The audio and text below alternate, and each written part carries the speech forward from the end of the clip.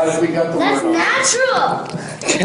Well, what do you read in your own life? What type of material do you? Pride and Prejudice is my favorite book, and it's Classics? Classics. I'm a very classic person. I mean, my wardrobe's very classic. I try and be. I like period clothes. So you need a historical costume drama next, huh? I'm doing Moretz Scorsese's film, The Invention of Hugo Cabret, which is set in the 1930s. So. Oh, there you go. Cool. Are you a robot in that? What? Are you a robot in that?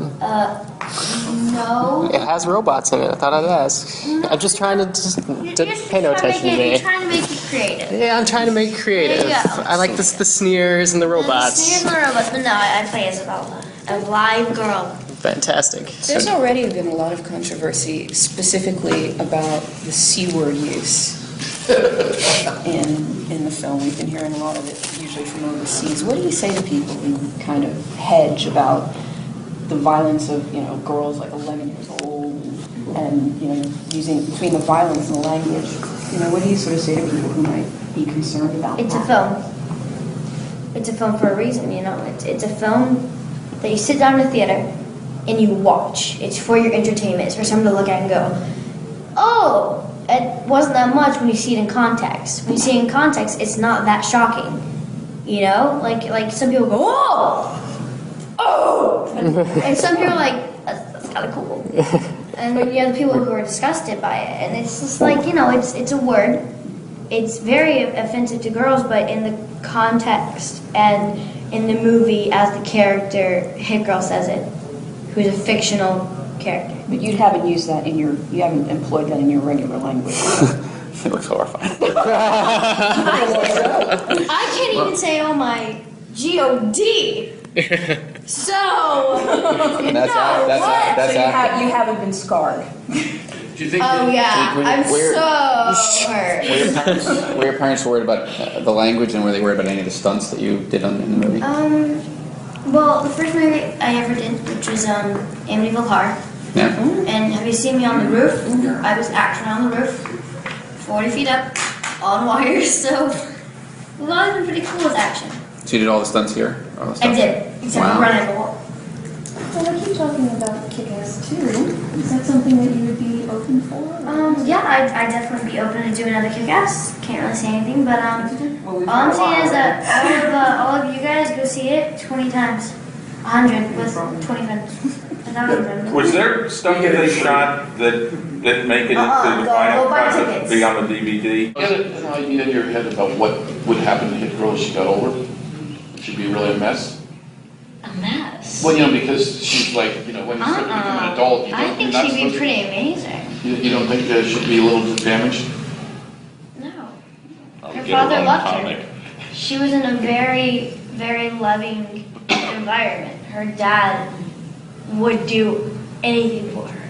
And that's why when she goes in there and she kills those bad guys while her dad's lit on fire in front of her eyes, that's the only way she survives, is from him yelling out things for her to do. Otherwise, she would have been shot in the head. How hard was it to do those scenes with Mark Strong? He's got to beat you up. I mean, how difficult was that? It's a movie. It's not real life. But I mean, just staging it in terms of, It was fun because I was in character, and I like playing. Because that's the only time you see Hit Girl become a damsel in distress, and that's when she gets saved by Kick-Ass. That's really the time you see her get saved. Did you get hurt at all? Were there any bumps Were they that I fell on my face once. Did they? It was really funny, actually. Did they get that on tape? They did. I was, the scene where Frank Dillon was chasing me around the room? Yes. And originally, I was beating him up.